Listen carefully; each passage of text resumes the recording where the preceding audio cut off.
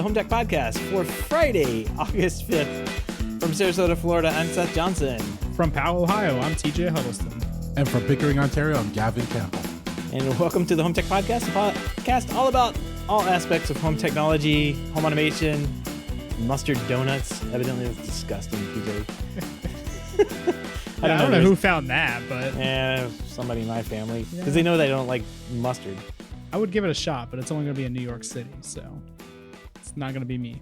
Hard pass on that one. Mustard donuts, French's is giving them away for free because why would they be able to ever sell anything like that? That's disgusting. So, yeah. Anyway, but we had some news we missed this last month in the sports ball space, right? I'd heard this in the past. Like we've all known the NFL Sunday Ticket was going to be up for auction basically and sell off. Like DirecTV's had it for like 30 years now. So if you wanted to watch like every single game on Sunday, that's possible. You would get the Sunday Ticket from DirecTV, get a bunch of TVs, put them in your sports bar, put them in your home, and you'd be able to watch everything. Well, there's a headline here, and this is dated back at the beginning of July. I just must have missed it for whatever reason because I know I missed it because I'm not in the sports ball area. But here's the headline: NFL Sunday Ticket is moving to a streaming service from DirecTV. Commissioner Roger Goodell confirms the deal is expected this fall. So not much to go on in the article here. Other than, we know it's moving away from DirecTV, which is a satellite provider, and moving to a streaming service. Confirmed. That means it's going to want somebody big. Somebody paid a lot of money for this. We're billions of dollars, right? Like somebody paid the NFL a ton of money for these streaming rights.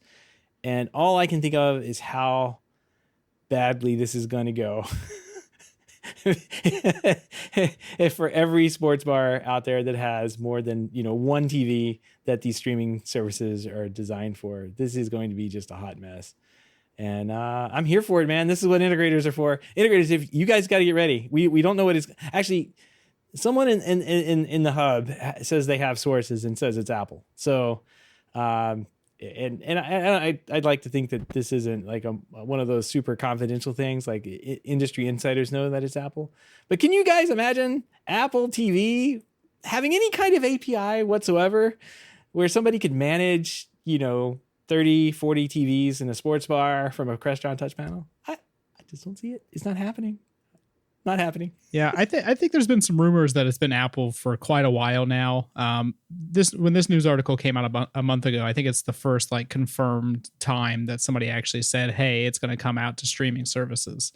There's been rumors for several months, though. I would even say probably a year or two now, where Apple might be a big contender to get this. And it would make sense. They have probably the most cash that anybody could just throw at it. So they're going to be able to easily get that. But what you're saying, Seth, is, a lot of these streaming services have a limit on accounts or streams that you can have at a time. So if you imagine, a sports bar with 30 TVs, and let's say, a top out for the accounts is like 4 streams at a time. So you're going to have 8 different accounts in order to watch streaming services on all 30 of these TVs. And if you multiply that by how many restaurants or bars, a group owns, they might own 6 or 10 or 20 of them. There's going to be hundreds of accounts for people to keep account of. And I don't see how it's going to happen. I feel like they're just going to leave behind commercial places and they're just going to have to figure it out. Because I don't see Apple TV or whoever coming up with some kind of commercial streaming service solution for this. It's just going to be figured out on your own. Yeah, I posted in the hub a couple of DirecTV integration type things that I've known of, and I've seen out in the wild too. I've seen there's one that integrates directly with Just Add Power products. I can't remember DirecTV Sports Bar. You can search for it, and it's in there. But what it does is it pulls all the guide data off of every channel off the DirecTV box, and you can actually present inside this app the guide for all of the TVs that you're on there, and just basically drag and drop what channels, ESPN over here, ESPN2 over there. You want the football game over there, the hockey game over there. It's all available for you, and it's such a mature system at this point because it's 30 years old, and now it's going to switch over to streaming, which is it's so new. They better not mess this up either, because streaming's not easy. I remember when DAZN was introduced NFL games, right? And they started streaming it, and for the first few streams, you don't mess with the NFL fans because they were complaining, they were mad, the buffering, the dropping, like they just better not screw this up. Streaming's still, a hard thing to do. Yeah. And I mean, even I had been involved with a company called Muzak when I got out of college. That's what I worked for. But one of the major things we did was set up like these TV systems and sound systems in bars. And, we'd get a call, an emergency call, like, hey, it's Friday. They're going into the weekend and the DirecTV dish is not working. Or, you got to get up on the roof and re-aim it for them. And, I'd run out to some TGI Fridays or something like that on, 5:30, 7 o'clock on a Friday night. There's no TVs on at all in there because they can't get anything on the screen because it's all on a satellite. And I go up and wiggle it around, and get the L&B replaced or whatever, and it works. And I'm the hero for like 5 minutes and they forget about it. So, life of a technician. Yeah, anyway, that's right. Yeah. But yeah, so like it's a major issue if you can't get those games pumped into a sports bar when they need to watch them. And I think this is going to work well for home, for in the home. Like Apple has experience with delivering videos in the home, and they have agreements too. Like they're doing stuff right now with what is it? The MLB and then Major League Soccer. That's why I'm getting MLS, Major League Soccer. They're doing like all the games. Every single game is going to be broadcast for the next 10 years, starting in 2023 through Major League Soccer. So like this is kind of a big deal. It's going to be a huge deal. And of course on that headline where it's like it's expected to be finalized and announced this fall. It's like, well, who announces things in the fall? I know one company that likes to do that. So yeah, I think if it's Apple, we're sure to hear from them. And there has been, I guess it could be Apple or Amazon, because Amazon's done some investments into sports too. So we will have to wait and see, but I'm pretty sure if it came to money, I think Apple probably would win on that one. 3 months free NFL subscription when you buy an iPhone this fall. Oh, well, there you go. So, yeah, I don't. Yeah, no, I'm not a big sports ball watcher. It's the NFL's fun, I guess, for the commercials during the Super Bowl, and that's about it. But I don't know. Like it's a big deal for a lot of people, and this is a multi-billion-dollar deal. This is going to be crazy. But I dread thinking about the integrations. Whoever figures it out, like on day one, is going to make a ton of money, but it's going to ruin a lot of sports bars. Because TJ, we were talking before the show, restaurants that like basically have to have DirecTV dishes mounted at the sports bar, but like there's like 20, 30 TVs and every single one of them have a receiver behind the TV. I've been in those bars too. Now they're going to have an Apple TV. Like, is it going to play something all the time? Like, how's that going to work? Already getting that request. Yeah, so yeah, exactly. And it's nothing's even finalized yet. And I'm already getting restaurants contacting me like, hey, we want to put like an Apple TV or Roku behind each TV. And it's like, I would totally wait, but we can do it for you if you want. Oh man. Well, it's going to be a mess. Looking forward to it though. It's going to be fun to talk about. Anyway, let's move on here. What do you guys say we jump into a couple of HomeTech headlines? Let's do it. All right. Well, Home Assistant's got a big announcement this week. The first one, partner that we talked about a couple of weeks ago, is Leviton. So Leviton's Z-Wave line of devices will now work locally and integrate seamlessly with the Z-Wave integration in in Home Assistant. That's a slip there. It requires a Z-Wave stick, of course. All the connectivity happens locally. Status updates and controlling devices happen instantly over there in Home Assistant. So it's nice to have that low latency connection. And each device that is connected to power will also act as a Z-Wave router to extend Z-Wave mesh locally. Leviton is working on adding firmware updates that are publicly available to download But in Home Assistant, you can navigate to your device page and use the update device firmware option to upload the firmware from Leviton for your device. So it's kind of nice. We talked about this a couple weeks ago, that Home Assistant is going to be rolling out this option for manufacturers to basically have a direct contact with them so they can get these firmware updates and everything kind of built into Home Assistant. And this is big. This is Leviton. First out of the gate, it sounds like. Gavin, what do you think about this thing? Oh, no, this is great. And Leviton's a big name. So for them to jump on first, it will open the doors for probably a lot of big names. They're probably already working with a bunch of other big names, but this will give them like direct access to probably an engineer for support. You know, when you buy a Leviton product and you have Home Assistant, it kind of gives you that warm and fuzzy that, hey, these are going to work together. You know, that's great and all, you know, but this is the stuff like Matter's supposed to solve for us too. Like the last thing we need is these boxes having 5 to 10 labels on it saying works with this, and this, but not Google Home. You know, that's like, I could see that happening eventually, but we need one label that just says works with Matter, and then we assume it works with everything at that point. TJ, what do you think? Yeah, I mean, it's great. You know, the very first company they announced is somebody that has experience in the professional and the DIY space. You know, Leviton is a huge name in the, you know, the regular integrator space. For a lot of the products, they make cabling and wall-mounted enclosures and those little in-wall enclosures as well. All kinds of stuff that people use to build houses and all that good stuff. And you know, they have a wide array of devices on Amazon.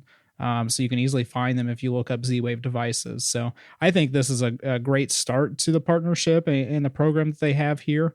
And it'll be interesting to see who else they add. Yep, we'll have to keep an eye on it. It's a good first out of the gate name to have. So, and honestly, I was expecting somebody smaller. You know, I was expecting somebody like Innovelli or Zeus, that kind of thing. And not that there's anything wrong with those companies, but I wasn't expecting a major name like this to step up to the plate immediately. Yeah, no, it's good. It's good.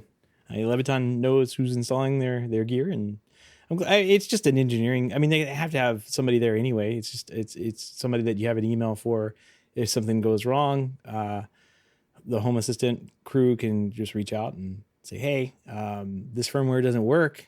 Can we figure out how to get this fixed or whatever?" So it is nice. So we'll have to keep an eye on it.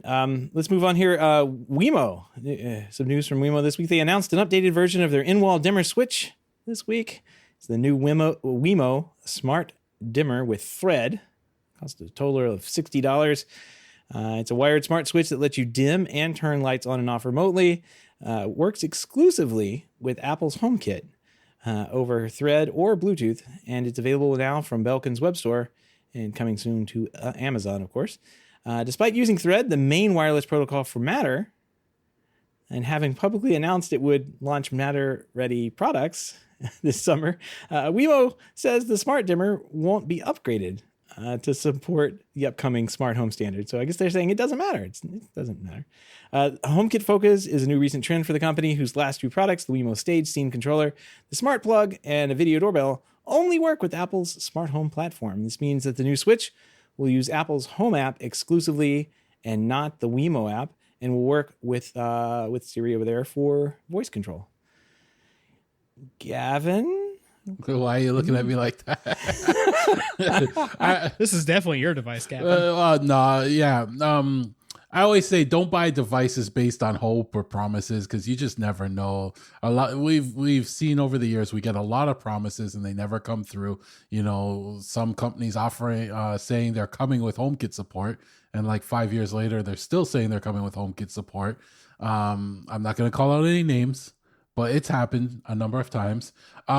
Wait till Matter's out. If you want Matter devices, just wait till the Matter's out, because who knows if, you know, a company announces, hey, we're going to, you know, add Matter devices to these switches. And then they later on say, but you have to buy new switches.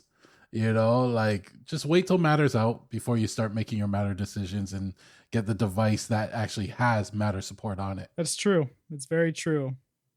But nobody cares about Matter at this point. So who's waiting for devices? I mean, everybody's been waiting for the past 3 or 4 years, I feel like. So it's like, if you're waiting at this point, I don't know what you've been waiting for. Just stop. It'll happen. Maybe. I bought one of these Wemo. I've actually bought two of them. The Wemo Stage Scene Controller. It's like a 3-button keypad that you can get. The first one my daughter took and dropped it in the toilet. So that one was gone. And then I installed the second one on the wall with a nice little sticky tape thing. And it's got the nice trim that goes around. It looks like the Switch here in the picture when you're done with it. And it's really nice. But it uses a magnet to attach itself. So you can actually take it out and use it as a remote if you wanted to. Or you can put it back. But the magnet's so loose, like every time you like fumble around in the dark to hit the light on, it would just fall out and hit on the floor. And it happened so many times, whatever horrible little electronic soldering joints they had in there stopped working. So now my daughter broke one and I broke one. So I don't have it anymore. And I have this nice thing stuck to my wall now that would fit a Wemo magnetic device. Thanks, Wemo. Yeah. What's your PPB on that device? PPB. I don't know what the PPB is on that. What are they, like $60-$70? Yeah, I mean PPB now is I'm zero. What do you get with you multiply by 0? It's still 0 or divide by 0. So, actually negative now. Yeah, I'm in the hole. Thanks. So yeah, lesson learned. I'm not using these anymore. I'll find something else. The magnet's not very strong. It does work when it worked, but if you drop them too many times, or if you drop them in a toilet, they will cease to function. Just keep a note on that. All right, let's move on to the next story here. Some good news and integration that you would have thought have already happened. Google is rolling out an update enabling users of its most recent Nest doorbell and Cams devices to stream their feeds directly to a TV. Much requested feature that's been a long time coming, I guess. To do this, you have to have a Chromecast device with a Google TV or connected up to your TV, and that can be activated by Chromecast Voice Remote or other Google Assistant enabled smart speakers by saying, I have to say this because it's in the script here. Anyway, you say, hey, the Goog's there. Show me the front door camera on my TV, and it'll put the picture. That's actually really cool. Really cool feature. Like I have that with the randomly working with like HomeKit stuff, right? If I'm watching my Apple TV, somebody rings the doorbell, a picture of the thing will come up on the screen of the camera that's attached to the doorbell. So that's really cool. I'm glad that they finally got this working. It's kind of weird, huh? It's taking this long. I had to check the date to make sure this is like a relevant, like a recent article. And it was just posted yesterday. So it's definitely recent. Why was this just not released at the same time whenever they launched the new doorbell? It's like they're such a siloed company. They have all these features and all these can't products. Talk to each other. Yeah. It's like, well, that's the Chromecast guys. We can't let them get ahead. They'll take our jobs. It's like, you make doorbells.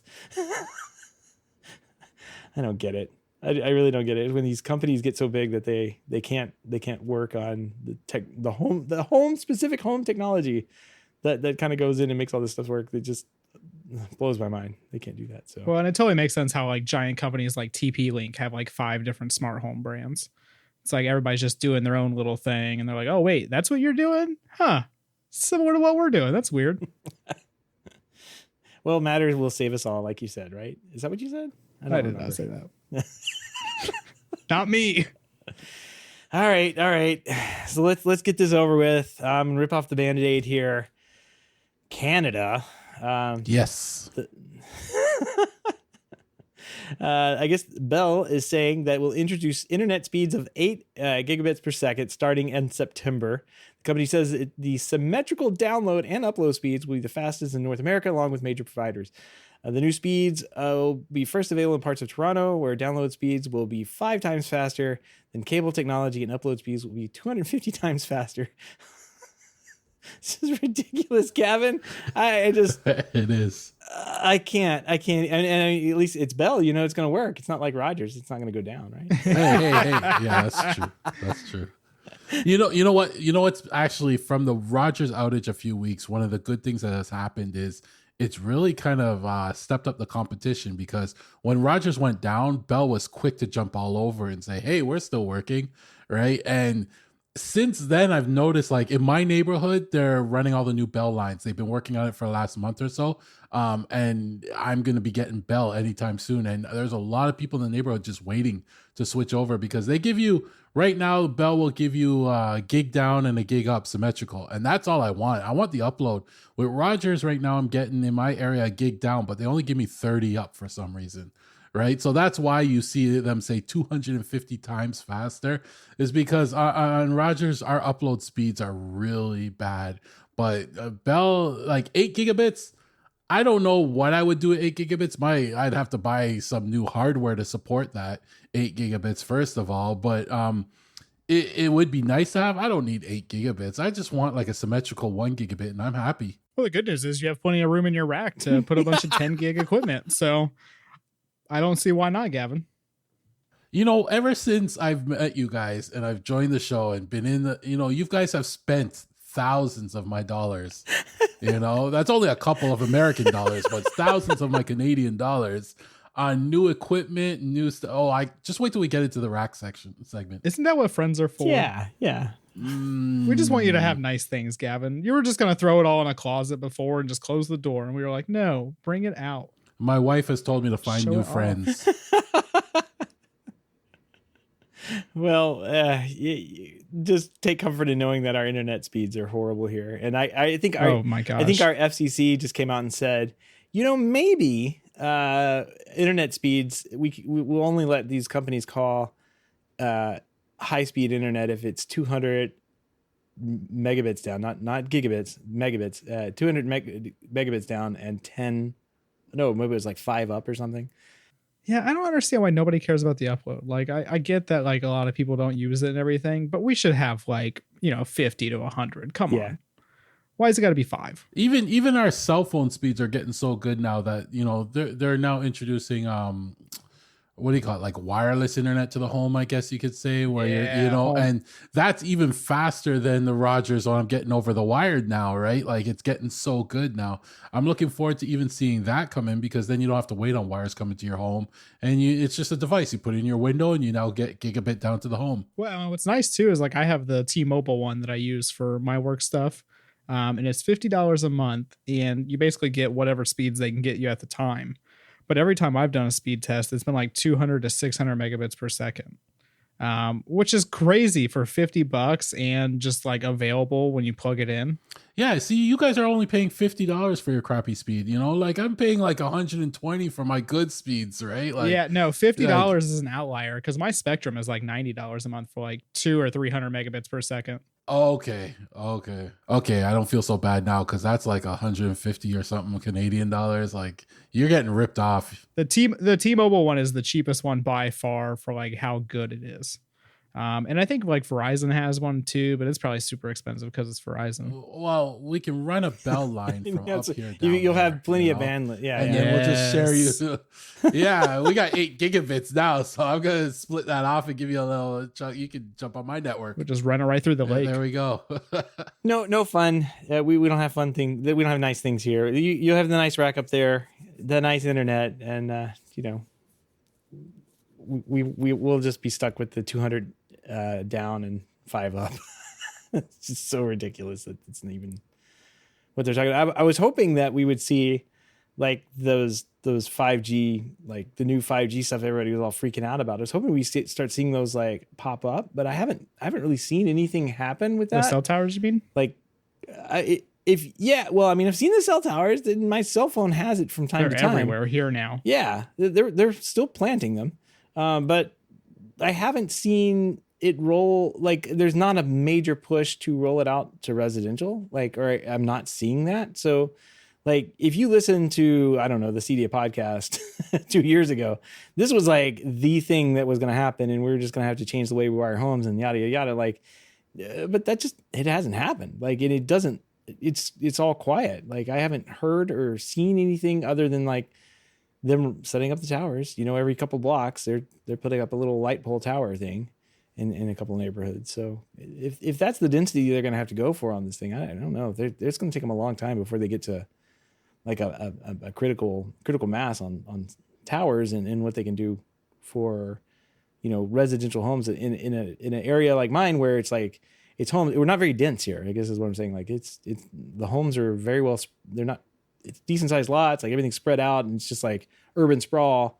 If they've got to put in a tower every couple of blocks, like that's not going to be a very profitable thing for them to offer high speed internet into the home unless the price is up there. I don't know. I haven't heard or seen anything about that since a couple of years back when everybody was freaking out that 5G was coming, and it just kind of like came and went. Yeah, and that's kind of always been the problem with 5G is that, and when people are talking about it, they're like, oh, it's going to be great. We're going to have these super fast speeds, and it does go super fast. But the problem is you do need those cell towers everywhere. I don't know the actual range of them. But it's way more than 4G and definitely way more than 3G was. Well, it's almost like line of sight you have to have. Like you have to have antennas on the outside of the house facing and seeing, like a bunch of trees can't be in the way. Like it has to see the tower. So yeah.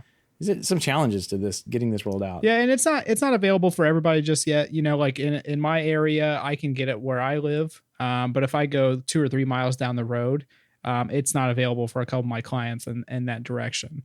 So, I think they're kind of limiting where they're allowing it to go, just because they know that their performance is going to be subpar. But it is available. It's out there. I don't know if it's worth switching from like Spectrum to T-Mobile, exactly. I kind of like that hardwired connection, even if I do hate Spectrum. But for, somebody that doesn't need the fastest speed in the world, the home 5G thing works great. It'll work great for a small condo. It'll work for, a retired couple, whatever. And it's $50 a month. Like you really can't lose out on that. I feel like it's it's kind of like the same solution that Starlink. It's like, it's better than DSL, like, and I guess if that's what you have, it's absolutely better. But the problem with 5G is that it's not something that you're going to see in a lot of rural areas. Whereas, satellite is, because satellite can go anywhere. But 5G, requires these companies to come in and put these cell towers everywhere, and it's just not going to happen for rural America. They don't even have, broadband internet in rural America. They're definitely not going to go and install a bunch of 5G towers. Yeah, Ty's making a good point, and I remember reading about this that the 5G rollout did get slowed down because of like some communication. Crash the airplanes. It was going to crash the airplanes. Like evidently they weren't talking to the air traffic controllers when they were rolling out the spec, and it's like, wait, that uses the same bandwidth that we use to make airplanes land and take off, and like you can't do that near an airport. And it kind of, if you think about where airports are, it's kind of in places that need to have this stuff rolled out. So like cities. Yeah, I always thought it was hilarious because they spent the past like 20 years telling people they couldn't use their cell phones on planes because it was going to crash it. And then for like a year, they're like, oh no, you can use a cell phone. Like nobody cares about that anymore. And then they're like, oh, wait a minute, this 5G thing though, it's going to crash all the airplanes. We better stop it. Yeah, I don't know if that's like one of those like they're just guarding some spectrum that they have availability. I don't know. I think in that case it was like older planes that hadn't been updated to the new autopilot or something like that would definitely have interference. But you don't want any plane having interference with the autopilot. No because, problems. Yeah, just so some guy down there can get like faster internet than DSL. Like I don't know. Let's err on the side of safety with large metal objects falling out of the sky. All right. Well, and then that said, like speaking of large metal objects in the sky, the satellite stuff, the Starlink. Have you seen the latest on that? They're getting slowed down too because they're like oversaturated, and the link speeds that were like what were they getting, like 100 down, maybe more? They were getting more, I think. Like, yeah. Yeah, it's like really slow now. It's like 15 down. So it's not much better than DSL anymore, and people are not very happy about it. But that was some of the things I heard in the initial testing when people initially got it. They said you get great speeds, but as soon as other people start jumping on it, it started to drop down significantly. So, I guess their solution is just to throw up more satellites in the sky, I guess, right? I mean, I figure it'd be cheaper just to put a pole in someone's yard than it is to throw a satellite up there. You would think, but that's not what they're banking. They're banking on the new second gen satellites that they're going to be launching. But those aren't scheduled to go up until Starlink. The Starliner rocket is like able to lift off the Earth without exploding. So yeah, that they're actually waiting. Like the improvements will come with those 2nd-gen satellites, and those won't be. They're too heavy to actually launch from the Falcon platform that they have right now. So they have to wait until the new the big shiny rocket gets launched up into the air, and that'll carry their 2nd-gen satellites. And supposedly that's going to help with the bandwidth issues that they're having. But again, more people get on it. It's physics, it's going to get slowed down. So, yeah, anyway, let's move on here. That's pretty much all we have for HomeTech Headlines tonight, but all the links and topics we discussed tonight, well, most all of them. I have to go back and listen to the show and edit a bunch of this stuff in, but can be found over at our show notes at HomeTech.fm/398. All right, and nothing in the mailbag this week, but we did have a topic that came up inside of the hub about travel routers, and I forget actually now who was asking about it. So I think it was Andy. Yeah, Andy was asking about what everyone used for travel routers, and I've been kind of playing around with this idea for a while. Even like in the past couple of years, when we've gone to like a hotel or something, I've brought a little. It's made by GLINet. I don't know if you guys have ever heard of this company or not, but it's a little travel router. And basically, what I first started bringing it for was because when you go to the hotels and they have that like login thing, the little portal, login portal, guest portal, or whatever you want to call it.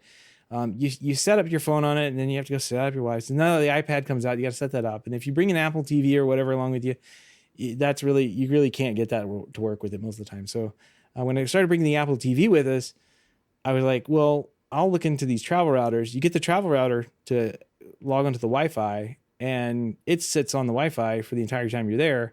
And then everything on the other side of it can attach that travel router, and the thing upstream supposedly doesn't know that you have like 15 devices connected to your travel router, and that's what you're using. So a lot of these, like the little GLNets, have a lot of features in them. Like you can dial in like NordVPN profiles into them and use a VPN. So like once you're connected, you there's a little switch on the side that you can actually program. You flip the switch, your VPN connects, you get a little green light, and you're good to go. Like it's a nice platform.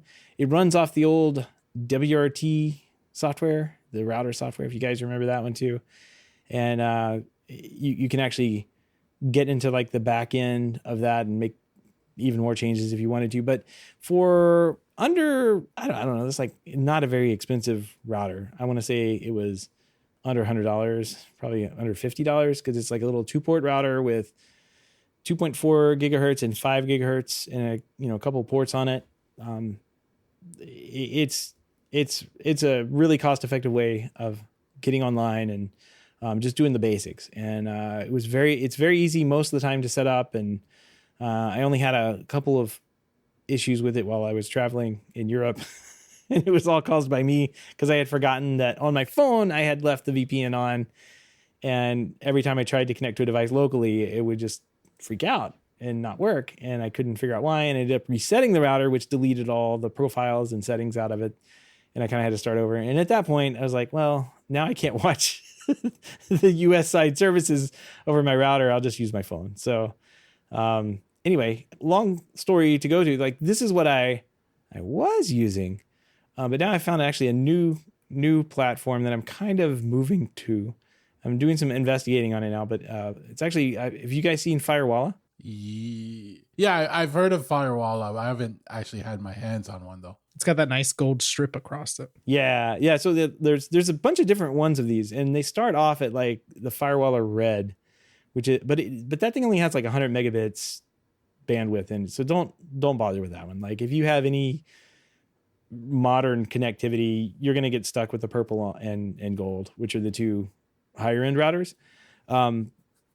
But so I got a gold one not too long ago, and I've been kind of tinkering around with it. And basically, so I run pfSense at the house here, and I was looking at this, and just about there's only one feature I'm missing, but every single feature that pfSense has, this has natively, or not natively, it has built onto it, but it also has like a super clean like app and configuration page that you can go to and get things set up. Like, and like if there is a dummies version of pfSense, this is it. And all these boxes here are actually like Raspberry Pi type devices. It's actually a Pi device. Like you can log into it using the username Pi and whatever the password is that you set up on it. So it's actually a really, I think on the Gold, you can actually run Docker on, Gavin. So you'd be happy to hear that. So you can actually run some of the things that I am missing off pfSense on this directly and kind of like tie it in that way. So what's neat about this is you can do site-to-site VPNs pretty easily. So with one of the smaller ones, like the red one that we were just talking about, not good for the home, but perfect for travel.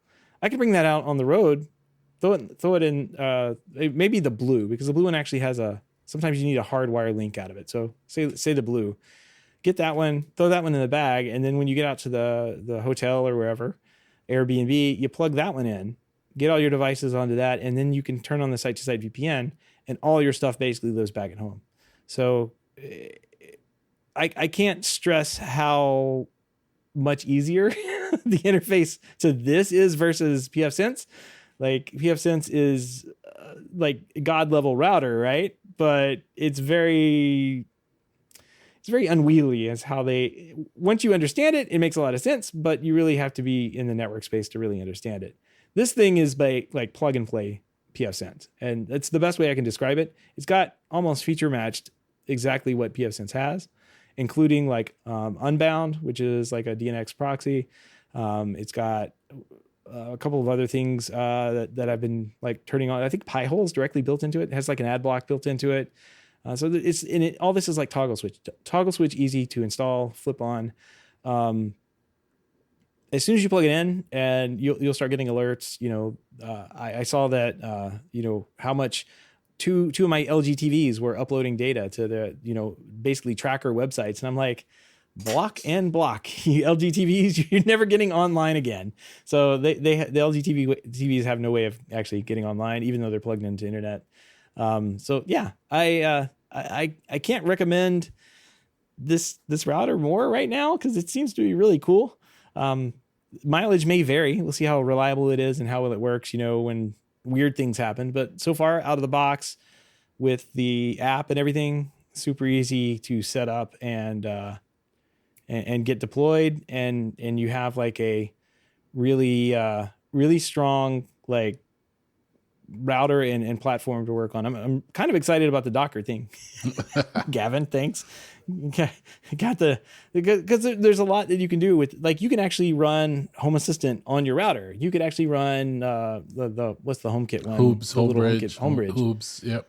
Yeah, you can run that right on the router. Like it's not like a full blown computer like you can do with a pfSense, but at the same time, it's not nothing. Like it's not weak. But you can. I've seen people run Unify controllers on this, right? So you get rid of the old USG, put this in. It's got all of the features that that Unify purports to have, but they actually work.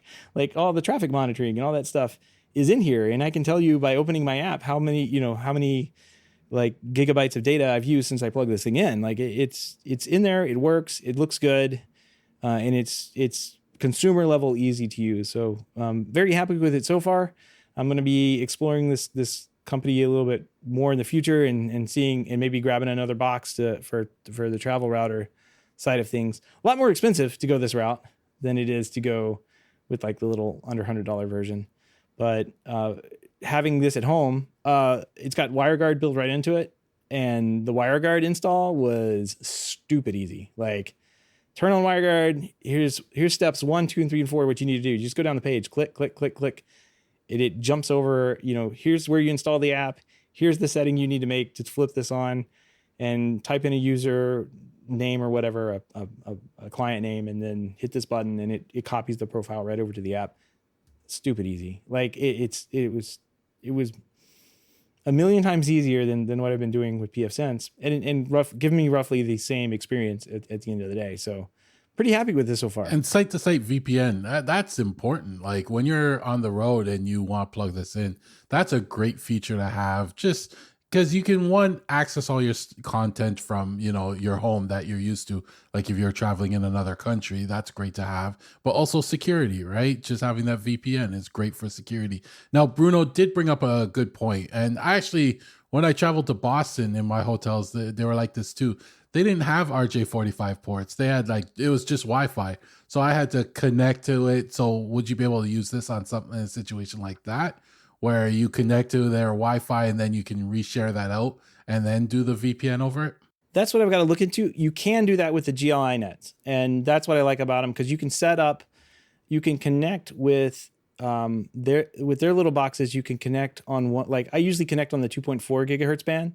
And then I have all my devices on the 5 gigahertz, and just kind of because most everybody at a hotel or whatever, they're using the 5 gigahertz and polluting that up. So I hang off, and it's slow anyway. I'm going to go with the punchy 2.4, which I'm guaranteed to get a good strong signal on.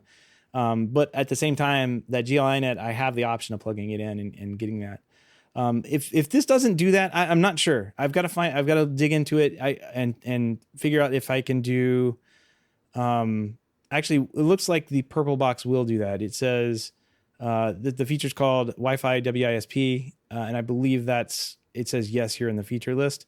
So I'm pretty sure I'll just have to check it out. Again, that one's $329, so the other one is not that much. It's like a quarter of that. So if that at the most. But at the same time, I can take that GLI net with the WireGuard setup this has. I could be on the road and physically set up the WireGuard installation and certificates and everything on my phone remotely, plug it into the GLI net and connect remote, if I didn't do it before I left the house, and it would work. So it's really a decent setup and a decent router. And it's hard for me to explain without having, I don't know too many people that put their hands on these, but it is actually a decent platform. It looks like. I know I've actually spoken with the owner of the company, and the whole crew there is ex Cisco people, and they've just kind of started up this company. And so it's an interesting company so far, an interesting product. I'm just going to keep my eye on it and see how much further we can get with it. Sounds exciting. TJ doesn't travel enough. Yeah, I don't travel with my Wi-Fi stuff, I guess. It's not a big concern for me. I mean, I see the value of the firewall, obviously, and I think I should probably get one to play with it. But I have my own little travel router that I bring with me to jobs in case I need to tap into somebody's network without getting their Wi-Fi password or something. But I guess I just don't use that feature when I'm traveling. Yeah, no, it's only if you're there for a couple of days that I would bother setting this up. If you're there more than maybe 2 nights, if you're there overnight, I don't bother. Sometimes I'll break out the router, plug it in, and get it set up so the phones get on, but I don't do the Apple TV or anything like that. It's just a waste of time. It takes too much effort. But if I'm there for maybe 2-3 days, 2-3 nights especially, I'd break this out and get it set up. I just don't watch TV when I travel, so it's nice. Yeah, I mean, but it all depends too. If when we were traveling, I put that Wise camera in the hotel. Oh yeah, that's a good idea. Airbnb too. So I had the Wise camera set up sitting in the living room when you walked in the door to see if anybody came in, but that was also connected to my setup and able to be recorded that way. So yeah, you can bring a whole security system. That's what I was about to say. You can bring a Ring system or a Wise system with you. Open my door. Yeah, exactly. It's too good. Well, that's not the pick of the week. That was just suggestions that I had. I don't know. Yeah. So Gavin, you don't have any travel router suggestions or anything like that? No, not really. When I travel, I just TJ, I don't usually watch TV or anything. I usually just fall asleep and wake up early, and then I'm back on the road again, right? But if I do, then, if I'm using my phone, I would throw on the VPN on my phone, or my computer's all VPN if I have a computer with me, right? And I just watch whatever's on their TV. Yeah, I guess, the biggest thing that I think that the travel router thing has done is simplify that, where everybody's in. My wife wants me to type in the thing on hers, and I got to get the computer set up too. And it simplifies that, but it also hangs on a lot better than my phone, because you end up leaving with your phone. You have to come back and you're like, oh, I got to type my room number in. What's my last name again? You have to remember all that stuff and how many days you're staying and all that good stuff to match up with whatever portal you're using. And this seems to once I get on, it doesn't turn off. Like it always stays connected, and it actually maintains that connection. So I think that's actually, like, if you're there for a couple of days and you don't ever want to deal with like having to log in, that this actually kind of works to your advantage there too. So anyway, well, let's move on. Not the pick of the week, but definitely something you guys should check out. Get the GLI net thing. If I get the new firewall, I'll send one of you guys one of the GLI net that I have, and you guys can check it out. In the words of James, it's cute. So yeah, maybe I'll get one. Yeah, no, it's got cute little wings on the side. Looks like it's gonna fly away. It does. A little duck or something. Who knows? Well, I don't know if those antennas do anything, but it is actually very small. Yeah, there's a picture of like it slipping into a pocket. It just the antennas actually just rotate a bunch, and it'll just move around your house, so you get whole house Wi-Fi. Yeah, it just spins. Yeah, so it looks like this is $75. Looks like much cheaper than the firewall route, but a little bit. Not near the fun experience that you get like through the app and everything. So, or the fun colors. Yeah, fun. Exactly. The colors are nice. All right, we'll put links to the show, those in the show notes, and you guys can go check them out. But not the pick of the week. The pick of the week this week has to be roughly the same time we were having this conversation. Richard posting how he labels his outlets and wall switches, and I don't know why this never even remotely occurred to me. I take things off the wall all the time to rewire things like I'm an electrician officially, and the way I find out what is hooked up is if the hot wire actually touches something that it shouldn't, and I get a spark, it'll pop the breaker, and that's how I figure it out. That's the best way to do it. Yeah. And if you're lucky, you hold on to it a little bit. That way you get that nice shock. Ugh. Yeah, on the back of your hand is the best part too. That's where it feels the best, right there on the back of your hand where it's nice and tender. Oh, but no, this is genius. He has on there like what breaker panel, what breaker. I'm stupefied. It's one of those things I just literally never thought of. Like, it's like he's a professional electrician. That's weird. I know, right? It's amazing. So yeah, do that. Like, we'll put a picture of this in the show notes. This will be our cover tonight.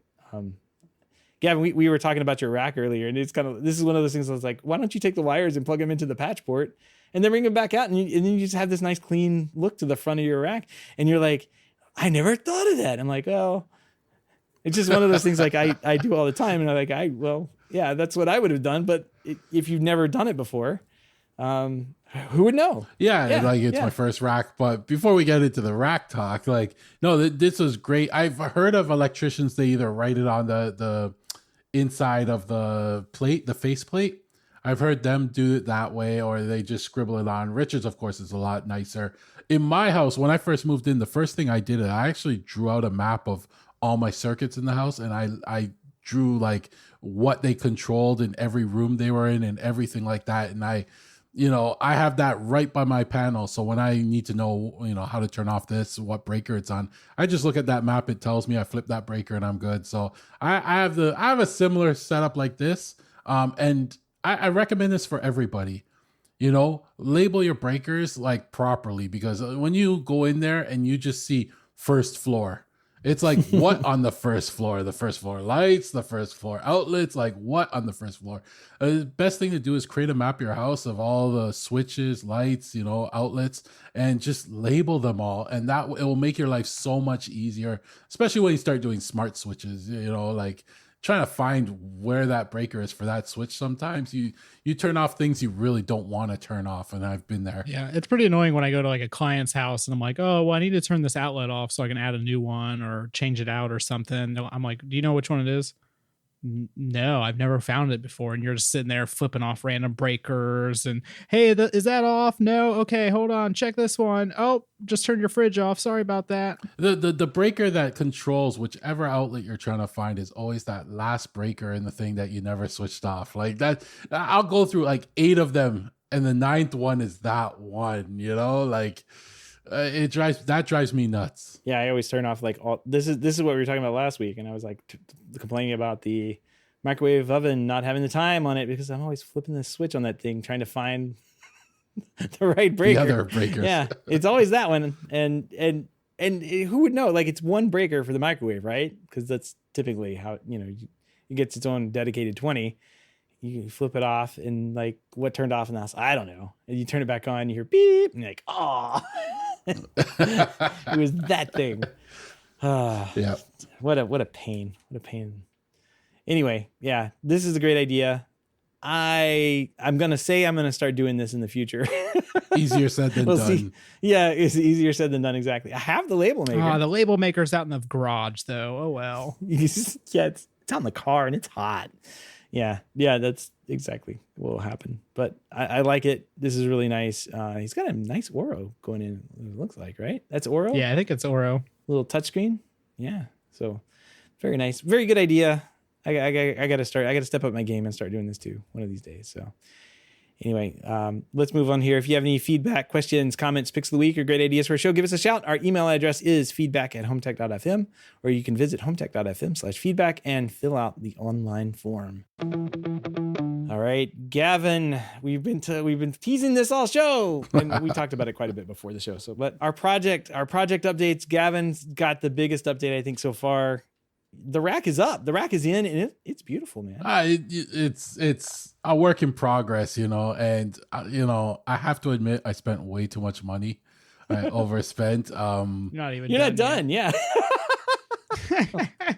Way over budget. And I'm not even done yet. Yeah, I sourced the rack, and then I started getting into the rack parts, and then that just started adding up, and then there's like, oh, I need another part. I want a shelf for this, and I need a but you know what? I'm happy I did it. It's cleaned up. Like the setup I had before was just like, it was messy.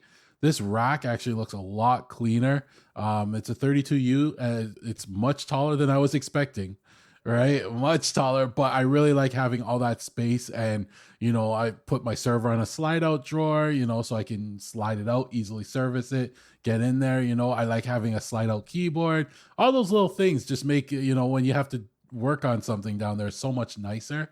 And it's so much cleaner. And like getting tips from you guys, like run the wires here, do this, I don't do a lot of racks, but once you say that, it's like, oh, that makes sense, So for my first rack, I still have a lot of wire cleanup to do, but I think I did a pretty all right job, This is great for first effort at everything. This is way better than my first effort at a rack. And you'll learn. I mean, you'll go in there and you'll take stuff out, and you'll be like, oh, I messed it up, and then you won't put it like mine.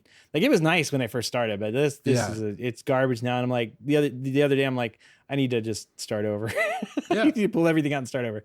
But this is great. It looks good. You have all this empty space though, man. You've got to fill this up. I'm gonna get another PDU I want to throw in there. I have the whole backside. You didn't even know about that. You got the front side you're worried about. The whole backside's free and clear, man. You can put whatever you want. I could put other things in the back of this rack too. So many rack mounted watt boxes can fit back there. I gotta stop hanging out with you guys. No, it got all my cables coming in, like I have a feeling the next thing I may invest in is probably an upgrade of the Unify Dream Machine. I might not, now that I have a rack, everything I buy, I want to be rack mounted, and I have the Dream Machine that's the round one. I'm like, man, I wish I got the. I gotta buy a new one. I know. So like, it's a never ending story. I just got to figure out how I can order that so the box, doesn't come in when the wife's home. Right. You got to get on that Unify lottery is what you got to do. Oh, and then just trying to get one of those. But no, like cleaning up the rack, I got to do a lot of rack cleanup, and I'm loving, the final outcome. It's so much smaller, so much cleaner. And I'm sure the spiders will love the warmth coming out of it. Every now and then I have to go down there and just, dust out the cobwebs, vacuum up the spiders, They leave a mess with all the food they don't finish, That's normal. That's all normal stuff. Free barbecue. Exactly. Yeah. So Gavin, the only thing I want to know, it looks nice. It's a little sloppy. You got to clean it up, whatever. Thanks. But when are you going to replace these screws with black ones? Like I can't stand all the silver on top of the black stuff. I'm like, where did these come from? You need to replace them. One of the devices actually came with black screws, but it's only gonna be for that one device. So do I gotta buy a whole switch bunch them all of? out? Yeah, I gotta get all black screws now. Yeah, the cage nuts don't matter, but the rack screws do. I wouldn't have put it in. I would have waited. Yeah. Yeah. I mean, you need the same color. I mean, and you could like do a Sharpie or like spray paint or something, but that's not really efficient. You just need to buy new rack screws. The Unify product's already white, so you don't have to worry about swapping that one. But the rest of them, yeah. No, you got to swap that out because it's not rack mountable. So No. He's got a Unify switch in there. Oh yeah, I was talking about the UDM. Yeah. I'm just happy just having a rack down there. It's cleaner than it was before. I don't care about the color. Get a rack mounted camera, you know, rack mounted monitor. You guys stop. I'm gonna stop. Rack mounted boombox. I thought you were getting the rack mount. I see you got your keyboard there, but I thought you were getting the rack mount keyboard with the monitor. So I'm kind of disappointed. Have you seen the prices? Yeah, it should just automatically pop up when it pops up. Yeah. I actually looked at that and it's expensive. So I was thinking of getting. It's very expensive. I was thinking of just getting a slide out shelf that I can lay that monitor down on, and I'll slide it out and lift it up, and then I can view it, as needed. That would be nice. Like a peasant. Okay, I'll automate it. I'll put like a spring on it, so when I pull it out, it pops up on its own or something like that, right? I like motorization. We're talking more money here. All right, yeah, but do-it-yourself motorization is less than $2,000. More Gavin dollars. Yeah. PPR went up, the price per rack. PPRU, yeah. I'm gonna stop talking to you guys about this stuff. This is great. This is a really good job. Really, really happy you're able to get this put together because it does look good, and I'm glad you're happy with it because that's a huge rack too, man. We both made the same mistake. It's like, I don't think that's that big. Yeah. I mean, I measured a couple times and then I ended up ordering the wrong one anyway. So like I have the monitor on the top, and the only saving grace is the fact that I'm 6'2", so it doesn't seem as tall to me. But for someone shorter, that monitor is way too high. I could post that in the Mounted Too High forums. So with a little rearranging, you could actually mount that monitor in the rack, like right at the top, and then it's all kind of like one clean unit. I need like a monitor, I guess they have monitor mounting things that I can put on it. Let me Google that. Yeah, there's like little brackets you can get for that, and I've actually like monitor. constructed them myself. It's not very difficult. The monitors have like the ANSI screws on the back. They're all like 200 by 200, millimeter or 200 by 200 millimeters. Like they're not big, so you can actually like just use any piece of metal and drill a hole through it. I just Googled it and I see a Visa mount. Thanks for spending more money. You could even make a wooden one, which I've seen many times before. You don't have to have metal. You can't see it. It's behind the monitor. Thanks for spending more money. Thanks for spending more of my money. Hey, we're here for we're ideas. We're here for your ideas. So. But Amazon order. Well, speaking of ideas that cost money, TJ's. I might have spent more on mine, Gavin. I don't know. TJ writes in and says over the weekend, "Hey, I just started my car from Home Assistant." What? Yeah. So I this past week, I got a keyless entry installed in the work van. It did not come with one from the factory. And anybody that doesn't have keyless entry at this point, you probably hate every time you have to unlock your door, physically pulling your key out, sticking it in the lock, turning it, and then opening the door, right? Every modern car has keyless entry, and I was like, I don't really need it. It'll be fine. And then after like 4 months of just doing that every single time, I just kind of got annoyed with it. So I finally decided to get keyless entry installed. Originally, I just wanted keyless entry. I just wanted a keyless remote to get in. But everybody I talked to is basically like, yeah, you might as well just get a remote start. Like it's going to be a little bit more money, but you're going to get a lot more features out of it. And nobody really just does a basic keyless entry installation. And I was like, fine, let's do the remote start. Why not? And I started thinking about it and I was like, the remote start's cool, but it would be nicer if I could have a cell phone app with that. So that way, if I'm on a job site and I lock my keys in the van, maybe I could pull my cell phone out and unlock the van. And the first time that I do this, it'll save me, a half day of waiting for the tow truck to come and unlock the van. So I got it. It works great. I literally just press a button in the app and it starts my van. I can lock or unlock it from the van or from the phone. There's different tiers for the subscription plan. If you buy the one for like $6 a month, you get GPS coordinates and everything. So you can actually tell where it's at all times. You can tell the inside temperature. You can tell if the hood is open, if the doors are unlocked. A lot of different statuses of it, the battery voltage at the time, all that kind of information that nobody really needs.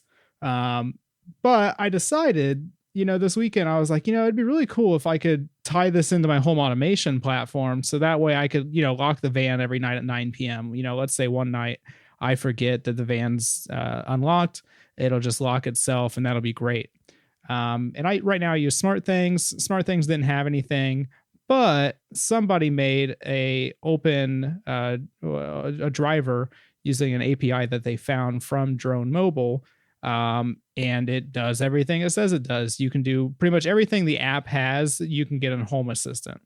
So I have a card on Home Assistant now, and it tells me the information. It tells me the battery voltage. I can lock or unlock the van from Home Assistant. I can start it, all that kind of fun stuff. So I was able to set up a home automation routine to just automatically lock my van every night at 9 p.m. And it is the best thing in the world. I think that escalated quicker than Gavin's rack. Like, yeah, that went from like, I want to unlock my doors. I want to have remote start. Oh, I want to. Oh my gosh, TJ. Yeah, and honestly, like I was not. It's not like I was going out to spend this much money, right? Like originally, I was like, oh, this should be like $200 or $300. Like I just want a keyless entry. But then it was like, well, no, you might as well do a remote start. It's going to be better. And it's like $500. And I'm like, well, heck, what's another $200 to get cellular? Yeah. And, $4 a month, I think is what the basic plan costs, that gets you, basic app access. It doesn't get you GPS coordinates. But it'll still tell you, if the hood's open and all that good stuff. So $770 later and $4 a month, and I can start my van from Home Assistant or my phone. So that's pretty nice. It's pretty cool. I mean, I'm not gonna lie, that is pretty cool. Yeah, I'm waiting for you need to go get it, Seth. I mean, you got to travel quite a bit though. It looks like so. Yeah, well, we're looking up where I have to go to actually get this installed. It's not at a. I think it's like 20 or 30 miles away. If you didn't want a Best Buy. Yeah, exactly. Go to the Geek Squad to get it done. But yeah, I don't know. I've recently dropped another few $1,000s on my car for a maintenance that it's just I love throwing money at this car. Like it's great. See, now you owe it to yourself to get something nice for the car. It's all been maintenance now. Now you need something nice. I did. It was air conditioning. Well, that's a necessity. Kind of important. Yeah. Well, it wasn't like my secret was like I was like, oh, I can live with this. Like it I'm pretty sure I know what the problem was, but I was like I can live with this. I can let it do its thing. And basically once you get on the highway, it's all good to go. Well, like my wife got to ride in it once. Nope. She's like, yeah, you have to fix the air conditioner. So fine for me, not for anybody else in the house. And so now it's like a normal car. Like I get in it, turn on the air, I turn on the car, the air runs and cools down pretty quickly. We got tinted windows and everything. It works fine when it's on. Yeah, so all good to go. It's just not I don't know the remote. I want like the keyless entry and remote start thing. That sounds fun. I don't know. You're gonna lead me down a rabbit hole. I'm gonna have to back away slowly because I just got this server thing here and like the air compressor changed out. Like I don't want to do anymore. Stop. Make it stop. Do you now see the pressure I'm under whenever I hang out with you guys? You guys usually try to get me to spend money. Come on, Seth. You need to get this for your car. Install it along with the CarPlay. We're already planning on adding this to the second car, so my wallet's about to be a lot emptier. Yeah, sorry about that. Happens. My only saving grace is my car is rather old, and I don't think I think there's a couple of things that work with it. There was one that was like claiming to be the only aftermarket product that works with Volkswagens, so of that era. So yeah, it's old. It's like 2007. How much do I really want to remote start it? Probably not. Yeah, don't even care if it starts most of the time. So can't go to work. Yeah, it's too bad. Stuck. Anyway, pretty fun project updates over the last weekend. I was fighting server things. I'm still fighting server. Maybe fighting server things. I have no idea. But we were all talking over the weekend about all of our different project updates, and yeah, I'll be busy. It's grass mowing season right now, so that means is I have to mow the grass twice a week now, maybe more. If I mow it in 3 days, it's as high as like up mid calf. Like it's ridiculous how fast it's growing right now. We're in a 2-week cycle right now, so every 2 weeks I have to mow. I wish. That's winter. All right. Well, let's move on. We want to thank everyone and give a big thank you to everyone who supports the show, but especially those who are able to financially support the show through our Patreon page.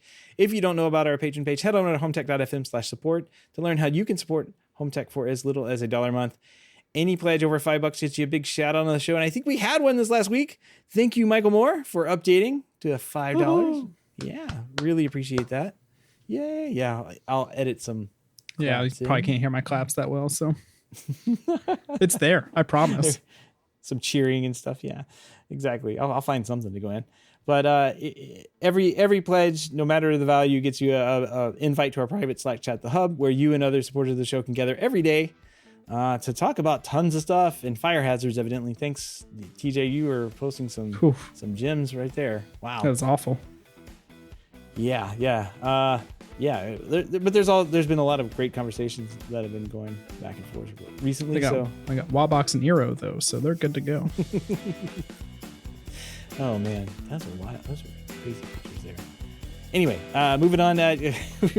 We if you want to help out but can't support financially, totally understand. We just appreciate a 5-star review in iTunes or positive rating in the podcast app of your choice. That wraps another week in HomeTech from everyone here. Have a great weekend, and we will see you next week. Take care. Bye.